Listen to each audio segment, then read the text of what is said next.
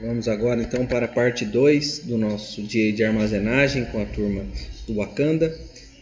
Agora a gente vai só revisitar um pouco da estrutura de um armazém para a gente lembrar do que pode ter em um armazém. Tem um vídeo aqui também, mas depois eu vou mandar esse link para vocês para que vocês possam revisitar, até porque é um material mais para a gente lembrar. A gente já viu isso na unidade 9, mas como a gente vai revisitar armazém, acho interessante a gente lembrar de novo desses tópicos. Vamos lá.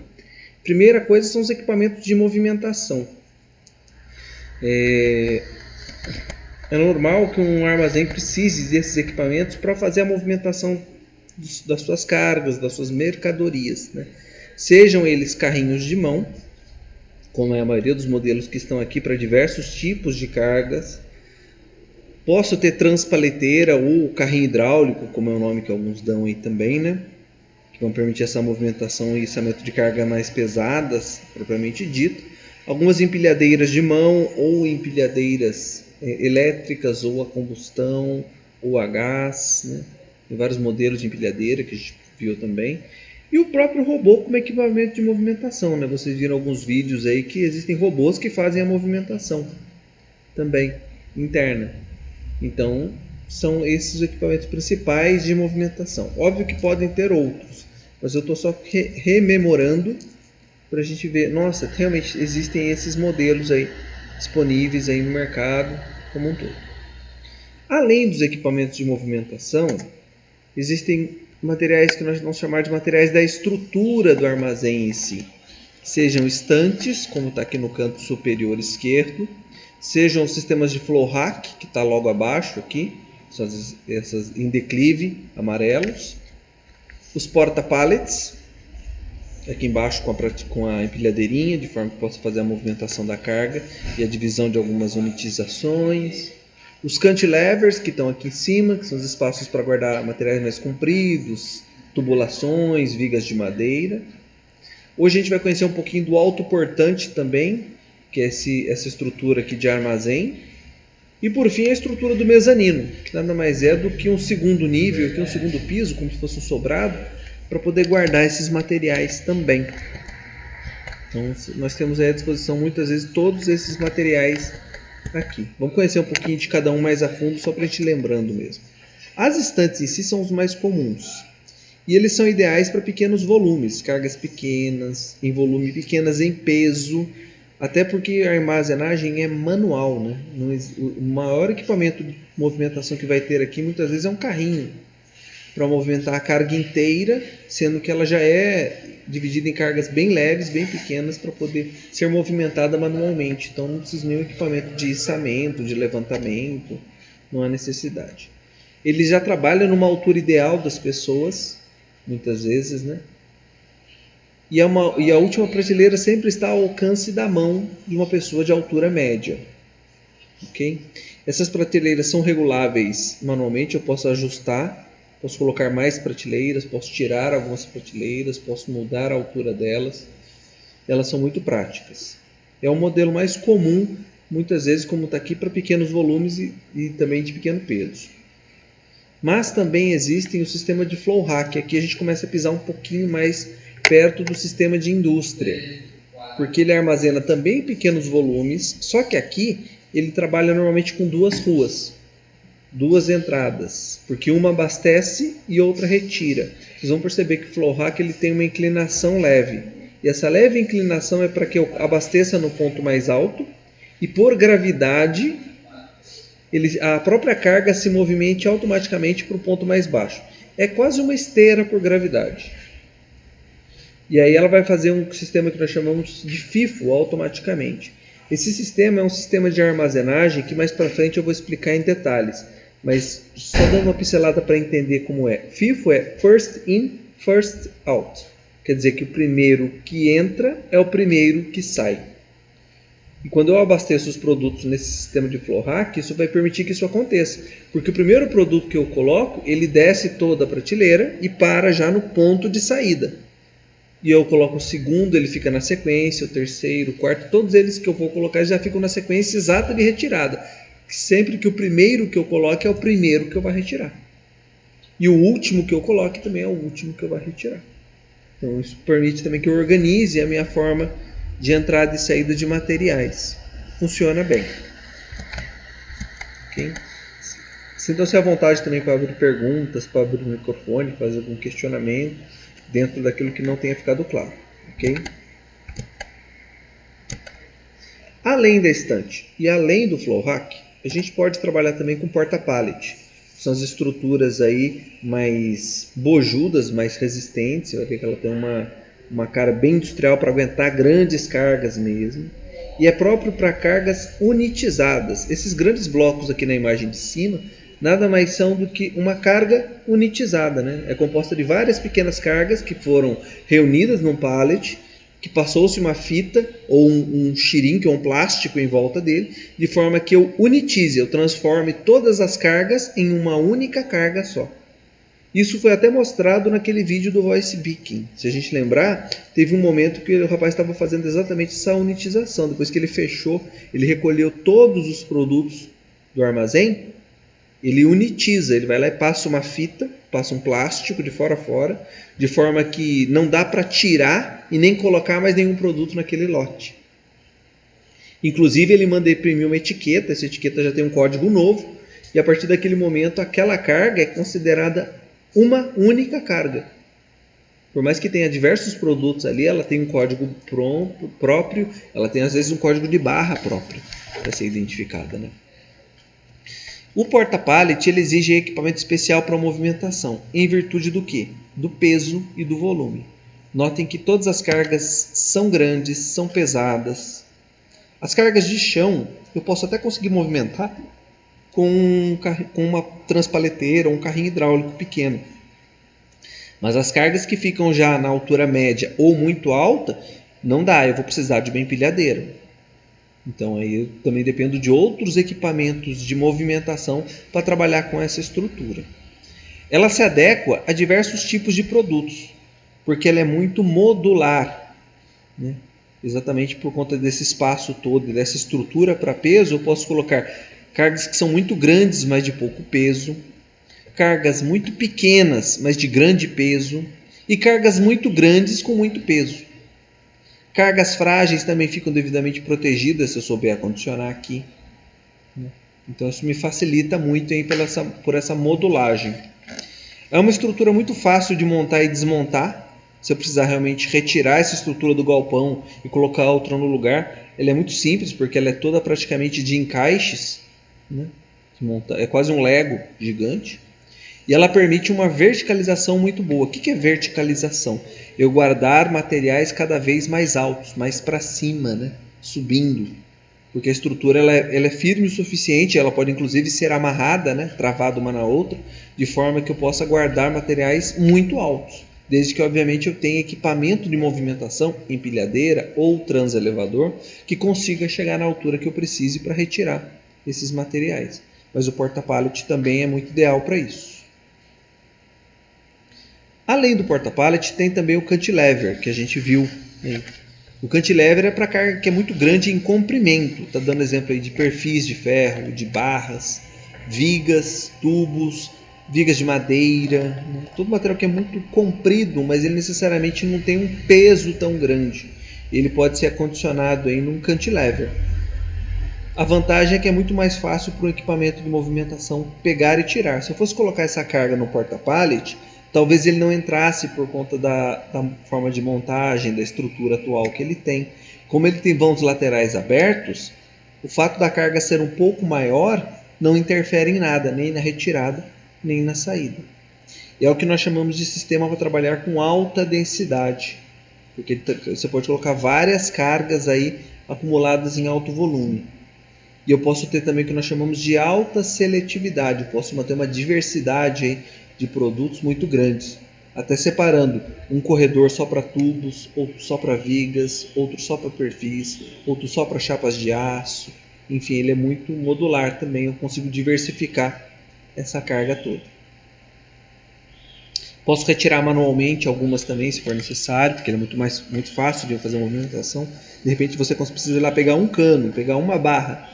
Se o peso for possível de pegar com uma pessoa ou duas, tranquilo, eu não preciso nem de equipamento de movimentação, não preciso nem mesmo de uma empilhadeira, posso retirar manualmente. Dá também. Eu preciso às vezes de um elevador para chegar na altura X, mas eu consigo retirar por peso sem necessidade de outro equipamento mais específico. Posso usar também, esse é um novo, né, que é o autoportante. Eu não sei se alguém já tinha visto. O autoportante, ele é uma estrutura montada junto com o armazém. Vocês vão ver na foto de baixo aí que ele está em construção aqui, ó.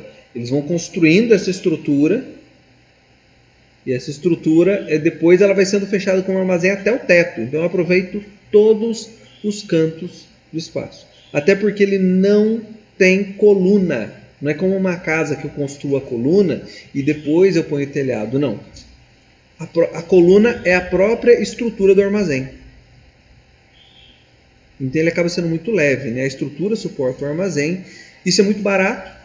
É mais barato do que se eu fosse construir uma estrutura de alvenaria, com pilares de concreto, com um teto fixo, e depois colocar a estrutura em cima. Na verdade, ele é mais barato em alguns aspectos. Tem um aproveitamento vertical muito grande, exatamente porque ele vai literalmente até encostar o teto, porque ele é a estrutura do próprio armazém. Então eu aproveito todo o meu armazém até o último centímetro.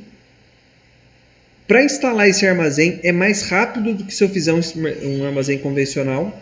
O armazém convencional eu vou ter que fazer um prédio de alvenaria ou de ferro, colocar parede, porta, depois instalar um telhado fixo e depois colocar uma estrutura dentro dele. Aqui não, aqui é colocado os dois juntos, né? Vou construindo a estrutura e depois eu fecho a lateral e fecho o teto. Ele tem também um problema, que é a baixa flexibilidade para mudar o layout. De repente, se você precisa mudar o layout, retirar uma prateleira, nossa, precisa tirar esse aqui só para caber outro material. Não dá. Por quê? Porque se eu tirar qualquer parte dele, eu estou tirando parte da estrutura, né? Um castelo de cartas. Então eu não posso retirar nada dele. Ele é montado de um jeito e tem que ser utilizado daquela forma. Não dá para flexibilizar. Mas é um investimento muito alto também em equipamento de movimentação. Muitas vezes, para poder fazer a movimentação dentro dessa estrutura, eu vou precisar, como vocês viram no primeiro vídeo, de um transelevador ou de um robô que faça o acesso até aqueles lugares, porque as pessoas não vão conseguir chegar. Não naquele corredor, naquela altura, naquela distância. É até difícil entrar com uma empilhadeira ou entrar com outro equipamento. Muitas vezes eu vou precisar de um equipamento pequeno que consiga fazer esse difícil acesso. E aí, o mais fácil normalmente é um transelevador ou um próprio robô para fazer essa movimentação. E tem também o mezanino, que é muito utilizado para alguns almoxarifados. Ele aí dobra ou triplica a área de armazenagem. Como assim? Se eu tenho um galpão de 60 metros quadrados, como está aqui na imagem de cima, e eu coloco um mezanino, o mezanino me dá mais metros quadrados, me dá mais área. E aí eu consigo dobrar, consigo fazer um terceiro nível, um quarto nível. Eu vou até triplicando o tamanho da minha área de armazenagem. Então eu consigo ter um armazém de 60 metros e com a devido montagem do mezanino, eu chego a ter 120 metros quadrados. Basta que eu tenha altura para poder fazer um segundo nível. E muitas vezes esse acesso aí é feito através de escada, ou seja, os equipamentos de movimentação pesada ficam no primeiro piso, como está aqui na imagem, fica a empilhadeira no primeiro piso, e as cargas mais pesadas são içadas até lá pela empilhadeira, mas a empilhadeira não chega lá. Quem chega no segundo ou no terceiro nível são apenas pessoas sem nenhum outro equipamento, a não ser carrinhos de mão, para fazer a movimentação manual mesmo. Ele é muito fácil de desmontar, de você tirar um mezanino de um lugar e levar para outro. Inclusive, na época que eu trabalhei em indústria, isso era muito comum, né? A gente aproveitar uma estrutura de mezanino para colocar num outro setor, num outro departamento. Então você desmonta tudo e monta tudo de novo em outro lugar. Porque ele é todo, na verdade, feito em metal de encaixe, parafusado ou soldado. Nada impede de desmontar, desparafusar ou cortar e soldar de novo. Muitas vezes isso é muito mais simples, né? Não precisa ter fundação, não precisa perfurar chão, não precisa fazer broca, fazer arranque como é uma casa, né? Uma casa tem que ter arranque, tem que ter baldrame. Não. O mezanino, na verdade, ele é toda uma estrutura de metal já estruturada para partir do piso. Basta que eu perfure o piso, faça um furo considerável, talvez de 2 centímetros, pronto. Já tem uma guia para instalar o meu mezanino. E ele é recomendável para itens de giro pequeno, ou seja, itens que não vão ser movimentados com muita frequência. Por quê? Para que a pessoa, o funcionário, não suba e desça de escada o tempo todo.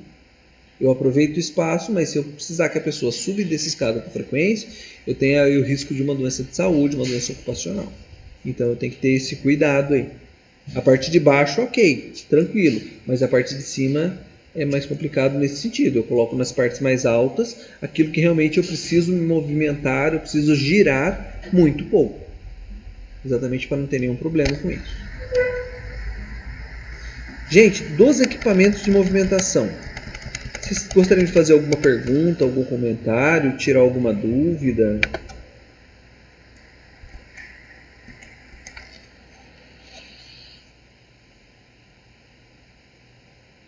Algum deles não ficou claro, algum deles ficou um pouco confuso.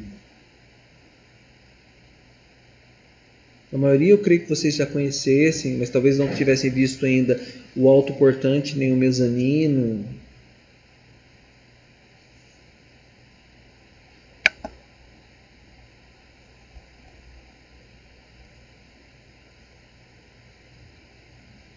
Tranquilo, sem dúvidas, beleza. A parte legal de ter visto isso antes é exatamente chegar agora e já ficar mais fácil, né? Talvez se tivesse deixado para ver isso agora, a gente ficasse um pouco mais, nossa, isso é novo. Mas como a gente já conheceu um pouquinho disso pelo inventário, pela unidade 9, isso ajuda a chegar também aqui mais tranquilo. Vamos já entrar na atividade do dia, que é uma atividade que a gente começa hoje e vocês entregam para mim na sexta-feira. Sexta-feira a gente tem aula e a gente abre a sexta-feira com essa atividade. Vamos lá. A atividade está na tela aqui. Nós vamos nos dividir em 3 subgrupos e cada subgrupo fica com uma empresa. A primeira empresa é a Natura, cujos membros são a Ana, Beatriz, a Cibele, a Daniela, Daniele, Flávia e Gabriel. Notem que eu pus em ordem alfabética. O segundo grupo é o grupo do Cacau Show, que ficou com a Gabriela, Gabriele, Guilherme, Henderson, Isabela, João e Letícia. E o último grupo, o terceiro, ficou com a Amazon e está com o Lucas, a Magê, a Malu, o Nicolas, o Samuel, a Sara e a Thaís. Ok? Cada um dos grupos eu vou mandar um vídeo. Eu vou mandar inclusive os 3 vídeos das 3 empresas no nosso grupo do WhatsApp. Eu quero que vocês assistam o vídeo como ele é um start, um começo de conversa, um começo de pesquisa, que já vai dar algumas informações para vocês. Mas além do vídeo, peço que o grupo efetue uma pesquisa sobre a logística dessas empresas. Como é que é a logística da Natura? Como é que é a estrutura logística da Cacau Show? Como é que é a estrutura logística da Amazon? E eu vou dar um roteiro de 5 tópicos para isso. Primeiro, se a empresa cumpre os objetivos de armazenagem. Lembra que no começo do dia eu apresentei para vocês os 10 objetivos da armazenagem? Então quero que vocês visitem os 10 objetivos e olhem a Natura. Será que a Natura faz esses 10 objetivos da armazenagem? Como que eu consigo ver isso? Em que ação? Em que estrutura? Em que foto? Em que imagem? Fica claro que ela cumpre esse objetivo. Professor, Oi. como assim objetivos da armazenagem? Tipo, se tá dando retorno? Vou voltar no slide lá pra gente lembrar. Quer ver? Ó? Esses objetivos aqui.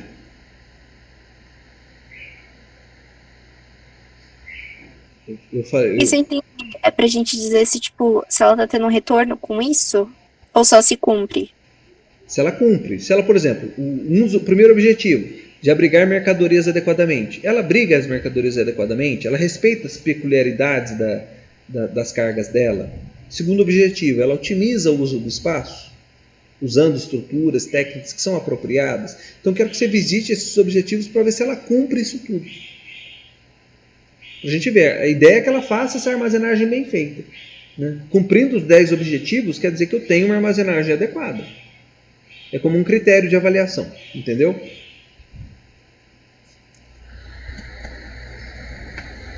Respondido, Ana?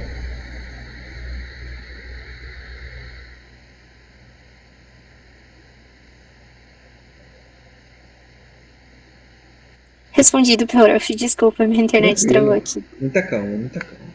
Deixa eu voltar lá no slide. A gente está aqui. Primeiro objetivo, a primeira pergunta é essa questão em torno para verificar se a empresa cumpre os objetivos da armazenagem. A segunda questão é se a empresa responde adequadamente ao desafio atual da logística, que a gente conversou a respeito, da automação e da função do homem. Existe espaço para tecnologia e existe espaço para as pessoas na empresa? A empresa realmente está conseguindo enfrentar esse desafio que a gente discutiu no início do dia? Vocês vão perceber na estrutura dela como é que ela está se adequando a esse desafio, né? Terceiro tópico. Se ela faz uso de tecnologias no seu processo logístico. A gente viu duas. Eu mostrei um pouquinho para vocês do RFID, da radiofrequência, né? Que não deixa de ser um pouco de tecnologia. E a gente viu também o voice picking. Mas existem outras diversas formas de tecnologia, e tecnologia da informática, tecnologia robótica, enfim, presente aí no processo logístico. Eu queria que a gente olhasse um pouquinho para o tipo de tecnologia e quais elas estão presentes lá na logística dessas empresas. Da Cacau Show, por exemplo, você vai ver que tem um sistema muito legal para fazer a carga e a descarga. Já estou dando até uma dica para o grupo 2. Vocês vão perceber que eles têm um jeito muito legal de proteger a carga e a descarga, para o caminhão chegar e o caminhão sair sem ter problema de danificar a carga e estragar a carga. É muito legal. Isso é uma tecnologia presente no processo. O quarto item é dos equipamentos de movimentação, né? E as estruturas de armazenagem que a empresa utiliza. O que você viu lá? Você viu empilhadeira, viu carrinho de mão, transpaleteira? A gente viu a estrutura padrão, mesmo distantes, ou a gente viu mezanino, a gente viu também um autoportante, a gente viu o robô fazendo movimentação. Que equipamentos e estruturas estão presentes lá? Tem cantilever, tem flow rack. Então é legal para a gente aprender a ver esses equipamentos trabalhando aí também. E que outros pontos chamaram a atenção do grupo sobre logística na empresa? E aqui é uma quinta pergunta bem aberta, para a gente entrando um pouco dentro da armazenagem logística, que outras coisas ali no vídeo e na pesquisa de vocês, lembrando, não é só o vídeo, quero que vocês façam uma pesquisa, vão além disso, podem olhar rede social da marca, podem olhar o site oficial da empresa, procurem blogs, enfim, o Instagram próprio da empresa, às vezes tem fotos lá que vão te dar algumas informações. Que outras informações de logística chamaram a sua atenção aí? E aí eu vou pegar essa próxima 1h30 da nossa aula de agora para que vocês assistam esse vídeo, façam essa discussão nos grupos e aí produzam esse material respondendo esses tópicos para a gente começar a aula de sexta-feira nessa apresentação. E aí cada grupo vai falar um pouquinho da sua empresa. Tudo bem? Alguma dúvida? Alguma pergunta? Algum questionamento? Algo não ficou claro?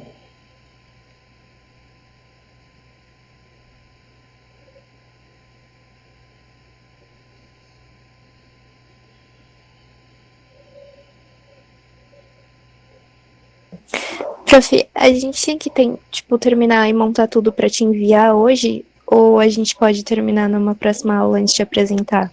Pode. Caso não dê tempo. Porque já são Sim, pode terminar num outro momento, tranquilo. É que eu vou disponibilizar esse tempo porque eu sei que é um tempo, como a gente estava conversando no começo do dia, né? Importante para a gente otimizar a nossa aula. E eu também estou aqui para avaliar, para ajudar, para tirar dúvidas, para ajudar na pesquisa, se o grupo tiver com dificuldade. Eu também dou um redirecionamento, tranquilo. Então eu queria muito que vocês usassem esse tempo para ter essa produtividade. Se quiser terminar depois, pode. Tranquilo. Mas eu sei que vocês têm suas demandas, essa é a minha preocupação também.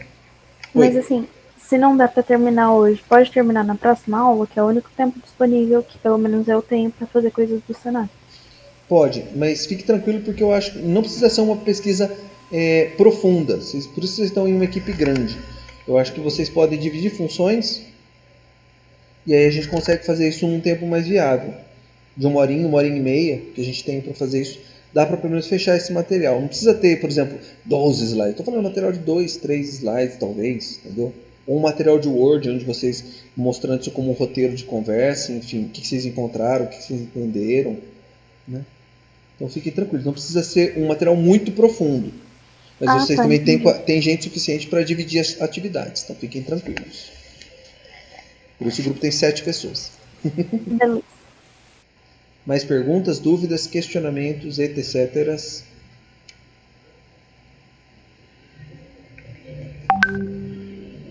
Só aproveitando o gancho mesmo para falar pro meu grupo que eu vou criar um grupinho no WhatsApp pra gente se agilizar. Só isso mesmo. Sugestão muito boa. Os grupos aí eu vou até dar essa dica já. A Ana é a primeira do grupo da Natura. Podia pegar já a Gabriele, que é a primeira também do grupo da Cacau, fazer isso. E o Lucas, que é o grupo da Amazon primeiro, já criar esse grupo também. E aí vocês conversam no grupo do WhatsApp. Me chamem se quiserem que eu participe para ajudar. Mas eu estou aqui à disposição para tirar essas dúvidas. E aí nesse intervalo de tempo também já vou subindo o vídeo para vocês e vou ajudando algum grupo que tiver com dificuldade de pesquisa de encontrar as informações. Ok?